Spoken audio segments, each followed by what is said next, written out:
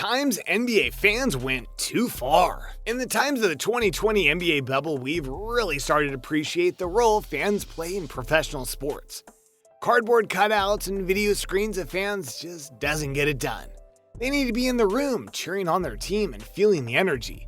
But as important as fans are to the game, there are times when they become too involved in the action and have to be removed. Sometimes even arrested. So let's take a look at times NBA fans went too far. Lakers Nuggets. In a playoff game between the Lakers and Nuggets in Denver, Nuggets point guard Ty Lawson was bringing the ball across the half-court line when a woman leisurely walked out of the stands and onto the floor.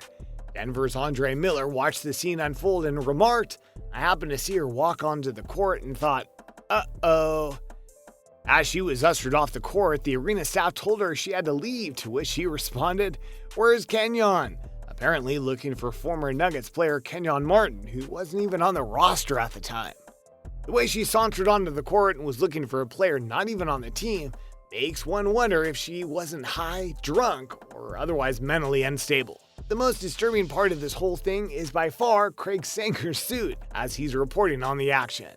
Why, Craig? Westbrook. This fan sitting courtside in Philly underneath the basketball apparently had some strong feelings about Oklahoma City's Russell Westbrook. As Russell scores an impressive layup on a fast break while drawing a foul, this guy stands up and gives Westbrook the old double bird. I will let you do the lip reading here. It's not really clear what exactly provoked this, but he was immediately escorted out of the arena. Turns out that this guy is a urologist and later apologized for the act. Apology or no apology, my advice is never let this guy near your junk. LeBron. When LeBron left Cleveland for the sunny beaches of Miami, to say there are hard feelings would be a gross understatement. This led to heightened security concerns when LeBron returned to Ohio City wearing a different uniform. In one such game in March of 2013, a kid named James Blair rushed the court wearing a t-shirt that read, "We miss you, come back." When a fan pulls a stunt like this, we all chuckle. Not taken lightly by arena officials for obvious safety and security reasons. So for what seems funny and harmless, these reckless fans are usually taken to jail and charged. On top of that, they are almost always banned from the stadium for life, exactly what happened to James Blair. Except for life in Cleveland means until LeBron comes back. Maybe the Cavs were just so happy that King James returned that they're willing to let bygones be bygones. Perhaps they were thinking his t-shirt and little stunt may have had something to do with bringing King James back to Cleveland. Either way, James Blair has been reinstated as a Cavaliers spectator. Not so fast.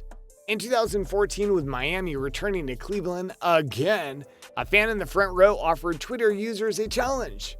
If he had 1,000 retweets, he would rush the court just like James Blair, but without the t-shirt.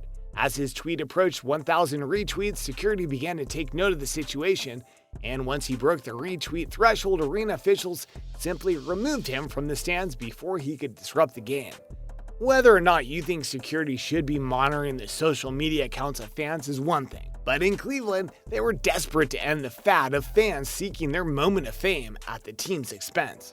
This fan did offer advice on his way out, saying, "Any fan who's looking for attention on social media better be prepared to pay the consequences."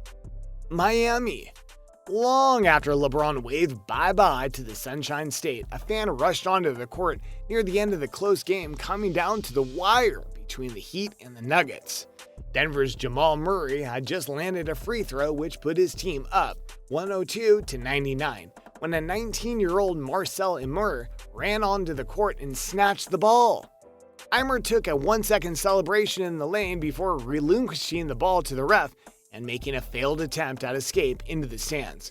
He was quickly subdued by security and taken to jail, still wearing his Miami Heat jersey. Eimer faces charges of trespassing and disorderly conduct, which were ultimately dropped, but the court did order him to stay away from the American Airlines Arena. Heat coach Erik Spoelstra commented on the situation. "I thought arena security did a great job getting him off the court. There's no place for that in this game and in sports. Scary. You don't know, it ended up being innocent, but you don't know what that can lead to. And I think league-wise, everybody will be a little more vigilant." Man versus Jazz Bear. This scene starts out harmless enough with the Utah Jazz mascot pokes a little fun at a fan of the visiting Cleveland Cavaliers. Is anyone else noticing that Cleveland fans are disproportionately involved in these incidents? Anyway, the mascot holds up a sign calling the Cavs fan a loser. It's all in good fun, except the fan isn't really a good sport, ends up shoving the mascot. Looks like a Jazz bear leans in to say something and the fan starts throwing punches. Security quickly steps in and removes the spectator from his seat, and here's where things get interesting. As they're walking out of the stadium, the fan breaks free of the officials and charges Jazz Bear, who is now standing mid-court, and he's ready. And the bear lowers his shoulder and levels this sorry Cavs fan, causing the crowd to go nuts.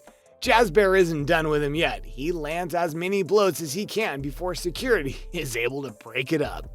That'll be all for this round of Hoop Hustlers. We thank you for watching and hope that if you enjoyed this video, you'll give it a thumbs up and subscribe for more high-flying action from the hardwood. Until next time, keep hustling.